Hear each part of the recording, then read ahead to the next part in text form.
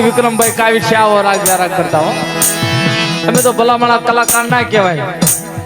અમે તો તમારા મારા જેવાનું નાના મોટાનું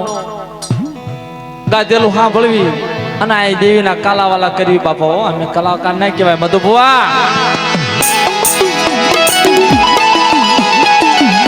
આપણી ડિસ્ટ્રિક્ટ ની અંદર વિક્રમભાઈ કાવિઠિયા વિજયભાઈ બાકરોલિયા ધીરુભાઈ તાજપરિયા આવા જિલ્લા છે મિત્રો